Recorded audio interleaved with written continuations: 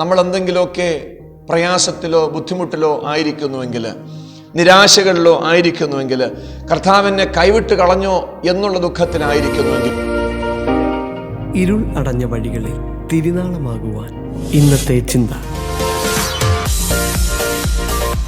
ദൈവത്തിൻ്റെ അതിപരിശുദ്ധമായ നാമം വാഴ്ത്തപ്പെടുമാറാകട്ടെ. അനുഗ്രഹിക്കപ്പെട്ട ഈ നല്ല നിമിഷത്തിനായി കർത്താവിനെ സ്തുതിക്കുന്നു, സ്തോത്രം ചെയ്യുന്നു. എക്സൽ മീഡിയയുടെ ഇന്നത്തെ ചിന്തയിലേക്ക് ഏവർക്കും സ്വാഗതം. ഇന്നത്തെ ചിന്തയ്ക്ക് ആധാരമായിട്ട് ലഭിച്ചിരിക്കുന്നത് സെഖരിയാ പ്രവാചകന്റെ പുസ്തകം 9-ാം അധ്യായമാണ്. വളരെ അനുഗ്രഹിക്കപ്പെട്ട ഒരു ഗ്രന്ഥമാണ് സെഖരിയാ പ്രവാചകന്റെ പുസ്തകം. ഇന്നേക്ക് 2500ഓളം വർഷങ്ങൾക്ക് മുൻപ് യേശു കർത്താവിൻ്റെ 1-ാം വരവിനെ കുറിച്ചും ഇനി സംഭവിക്കുവാനായിട്ട് പോകുന്ന 2-ാം വരവിനെ കുറിച്ചും വ്യക്തമായിട്ട് ചില ചിന്തകൾ പങ്കുവയ്ക്കുന്ന ഒരു ഗ്രന്ഥമാണ് സെഖരിയാ പ്രവാചകന്റെ പുസ്തകം എന്ന് പറയുന്നത്. ചെറിയ പ്രവാചകന്മാരുടെ ഗണത്തിൽപ്പെടുന്ന ഈ ഗ്രന്ഥം എന്തുകൊണ്ടും ശ്രേഷ്ഠകരമായിട്ടുള്ള ഒരു ഗ്രന്ഥമാണ്. അതിൻ്റെ 12-ാം വാക്യമാണ് നമ്മൾ ഇന്നത്തെ ലഘുചിന്തയ്ക്ക് ആധാരമായിട്ടെടുക്കുന്നത്. പ്രത്യാശയുള്ള ബദ്ധന്മാരെ, കോട്ടയിലേക്ക് മടങ്ങി വരുവിൻ, ഞാൻ നിനക്ക് ഇരട്ടിയായി പകരം നൽകും എന്ന് ഞാൻ ഇന്ന് തന്നെ പ്രസ്താവിക്കുന്നു. പ്രത്യാശയുള്ള ബദ്ധന്മാരെ, ഇതിൻ്റെ പശ്ചാത്തലം ഒരുപക്ഷെ നമുക്ക് എല്ലാവർക്കും അറിയാം.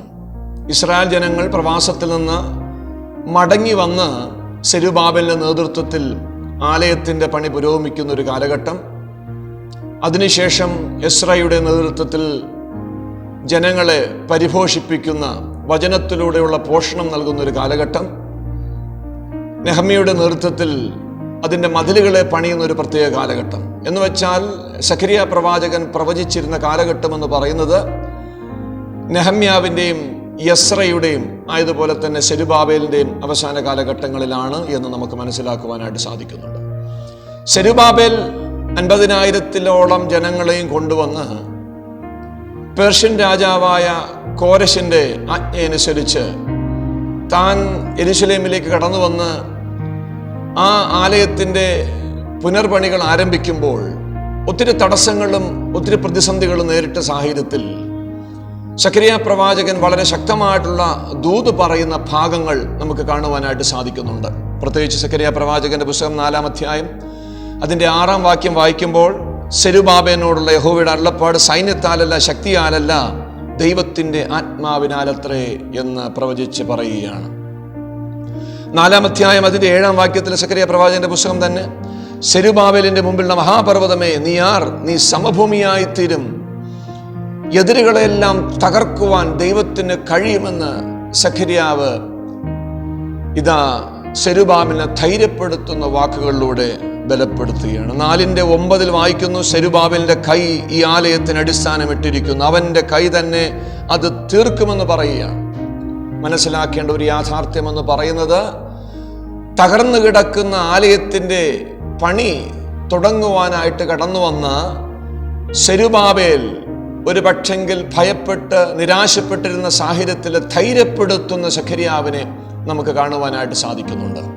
അതെ, സെഖരിയാവ് പ്രവചിച്ചു തുടങ്ങുന്നത് ആ ഒരു പ്രത്യേക കാലഘട്ടത്തിലാണ്. അപ്പോൾ തന്നെ മതിൽ പണിയുന്ന നെഹമ്യാവിനെയും ജനങ്ങളെ ബലപ്പെടുത്തുന്ന എസ്രയെയും ധൈര്യപ്പെടുത്തുന്ന വചനങ്ങളും ഈ അധ്യായങ്ങളിൽ നമുക്ക് കാണുവാനായിട്ട് സാധിക്കുന്നുണ്ട്. വായിച്ച വേദഭാഗത്തിൽ ഇപ്രകാരമാണ് കാണുന്നത്, പ്രത്യാശയുള്ള ബദ്ധന്മാരെ. ഇസ്രായേൽ ജനങ്ങൾ മടങ്ങി വന്നുവെങ്കിലും, എല്ലാവരുമല്ല, കുറച്ചു പേരൊക്കെ മടങ്ങി വന്നുവെങ്കിലും പ്രത്യാശ ഉള്ളിൻ്റെ ഉള്ളിലുണ്ട്.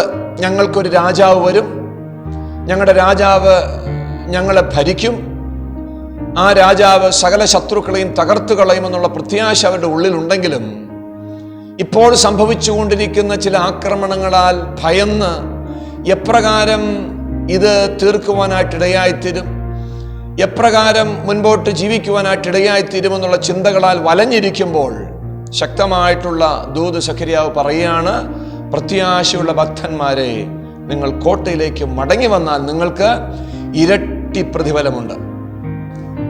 ഈ അധ്യായത്തിലാണ് യേശു കർത്താവിൻ്റെ ആദ്യത്തെ വരവിൽ സംഭവിക്കുന്ന യേശുവിൻ്റെ ചില പ്രവൃത്തികളെ കുറിച്ച് രേഖപ്പെടുത്തിയിരിക്കുന്നു. 9-ാം വാക്യത്തിൽ, സിയോൻ പുത്രിയെ ഉച്ചത്തിൽ ഘോഷിച്ച് ആനന്ദിക്കാം, യെരൂശലേം പുത്രിയെ ആർപ്പിടുക, ഇതാ നിന്റെ രാജാവ് നിന്റെ അടുക്കൽ വരുന്നു, അവൻ നീതിമാനും ജയശാലിയും താഴ്മയുള്ളവനുമായി കഴുതപ്പുറത്തും പെൺകഴുതയുടെ കുട്ടിയായ ചെറുകഴുതപ്പുറത്തും വരുന്നു. മത്തായി സുവിശേഷം 21 അധ്യായം 4 വാക്യത്തിൽ ഇത് നിവൃത്തിയാകുന്ന അനുഗ്രഹിക്കപ്പെട്ട ഒരു അനുഭവം നമുക്ക് കാണുവാനായിട്ട് സാധിക്കുന്നു. അതെ, ദൈവത്തിൻ്റെ വചനം എപ്പോഴും പ്രവചനാത്മകമായിട്ട് രേഖപ്പെടുത്തിയിരിക്കുന്ന വചനങ്ങൾ വിശ്വാസയോഗ്യമായിട്ട് തീർന്നത് അതിൻ്റെ നിവൃത്തീകരണത്തിലെത്തുമ്പോഴാണ്. സഖരിയ പ്രവാചകൻ പ്രവചിച്ചു പറഞ്ഞ വചനങ്ങളൊക്കെയും ഇന്നും നിവൃത്തിയായിക്കൊണ്ടിരിക്കുകയാണ്. അത് ഈ 9 അധ്യായത്തിൻ്റെ അതിൻ്റെ 4, 5, 6 വാക്യങ്ങളൊക്കെ വായിക്കുമ്പോഴത്തേക്കും ഗസയും അസ്കലോനും ഫെലിസ്ത്യരും ഒക്കെ ഇസ്രായേലിന് എതിരായിട്ട് വന്നുകൊണ്ടിരിക്കുന്ന പ്രത്യേക സാഹചര്യത്തിൽ ശക്തമായിട്ടുള്ള ദൂത് അറിയിക്കുന്ന സഖരിയാവിനെ നമുക്ക് കാണുവാനായിട്ട് സാധിക്കുന്നുണ്ട്. 16 വാക്യം വായിക്കുമ്പോൾ കർത്താവിൻ്റെ 2ാം വരവിൻ്റെ വലിയൊരു സന്ദേശമാണ് അടങ്ങിയിരിക്കുന്നത്. അന്നാളിൽ അവരുടെ ദൈവമായ യഹോവ അവരെ തൻ്റെ ജനമായ ആട്ടിൻകൂട്ടത്തെ പോലെ രക്ഷിക്കും. അവർ അവൻ്റെ ദേശത്ത് ഒരു കിരീടത്തിൻ്റെ രത്നം പോലെ പൊങ്ങി ശോഭിക്കും. അതേ പ്രിയ ദൈവമക്കളെ, കർത്താവിൻ്റെ വചനം നമ്മളോടും സംസാരിക്കുകയാണ്. നമ്മൾ എന്തെങ്കിലുമൊക്കെ പ്രയാസത്തിലോ ബുദ്ധിമുട്ടിലോ ആയിരിക്കുന്നുവെങ്കിൽ, നിരാശകളിലോ ആയിരിക്കുന്നുവെങ്കിൽ, കർത്താവിനെ കൈവിട്ട് കളഞ്ഞോ എന്നുള്ള ദുഃഖത്തിലായിരിക്കുന്നുവെങ്കിൽ, ഇസ്രായേൽ ജനതയെ ദൈവം മടക്കി വരുത്തുന്നത് പോലെ, അല്ലെങ്കിൽ ഒരു പ്രാവശ്യം മടക്കി വരുത്തിയതുപോലെ വീണ്ടും മടക്കി വരുത്തുവാനായിട്ട് ആഗ്രഹിക്കുന്നത് പോലെ നമ്മെയും അവൻ മടക്കി വരുത്തുവാൻ ശക്തനാണ് എന്ന് സ്പഷ്ടമായിട്ട് ഇവിടെ കാണുവാനായിട്ട് സാധിക്കുന്നുണ്ട്. തൻ്റെ ജനത്തെ അന്യദേവന്മാരിൽ നിന്നും വഞ്ചകരായ നേതാക്കളിൽ നിന്നും വിടുവിക്കുന്ന ഒരു ദൈവമാണ്. സന്തോഷം നൽകുന്ന ഒരു ദൈവമാണ്. ചിതറിപ്പോയവരെ മടക്കി വരുത്തുന്ന ദൈവമാണ്. തൻ്റെ ജനത്തെ തകർത്ത് കളയുവാൻ ശ്രമിക്കുന്ന ഫെലിസ്ത്യ ദേശത്തെയും ഗസയെയും അസ്കലോനെയും സോരിനെയും സീദോനെയും എക്രോനെയും നാമാവിശേഷമാക്കി കളയുന്നൊരു കർത്താവാണ് നമ്മുടെ കർത്താവെന്ന് സ്പഷ്ടമായിട്ട് 9 അധ്യായത്തിൽ സഖരിയ പ്രവാചകൻ രേഖപ്പെടുത്തുകയാണ്.